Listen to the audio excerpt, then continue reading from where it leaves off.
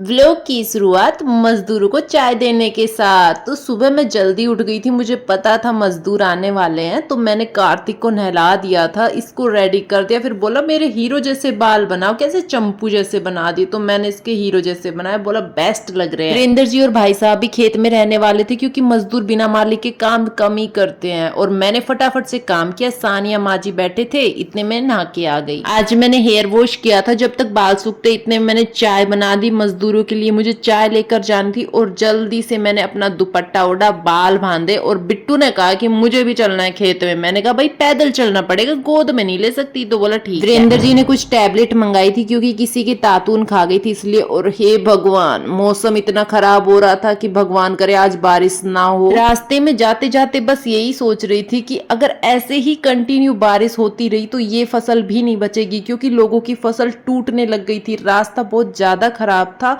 जैसे तैसे कर कर हम अपने खेत में पहुंच गए, और यहाँ पर बिट्टू सबको कफ दे रहा था चाय के लिए, और सबने चाय पी, भाई साहब ने भी चाय पी। फिर ये जनाब कहाँ पीछे रहने वाले थे, बोले मम्मा बड़ी टेस्टी चाय बनी है। चाय सबने पी ली थी, सब अपने काम पर लग गए थे। अब मुझे जाना था घर। फिर मैंने इसको कहा लो बाजरा खाओ, तो इसने कहा नहीं मम्मा ये तो निकल ही नहीं रहे हैं, मुझे नहीं खाने। मैंने कहा ये सूखेंगे उसके बाद निकलेंगे। घर आके मैंने भी चाय पी। मम्मी जी ने पूछा कितना कट गया, तो मैं वो बताने लग गई। उसके बाद जल्दी से मैंने जीरा भूंदा। दोपहर हो चुकी थी, क्योंकि भाई साहब और वीरेंद्र जी आने वाले थे, तो मम्मी जी उनके लिए रायता बना रही थी। बड़ी अच्छी खुशबू आ रही थी, तो मैंने फटाफट से रोटी बनाई। मम्मी जी ने रोटी डालने की तैयारी की। मम्मी जी ने भाई साहब को खाना पकड़ाया। वीरेंद्र जी पहले से ही खा रहे थे, और शाम होते होते लेडीज घर पर आ गई थी, क्योंकि इनको अब छोड़कर आएंगे हम ट्रैक्टर से। और ये देखो बारिश भी आ गई।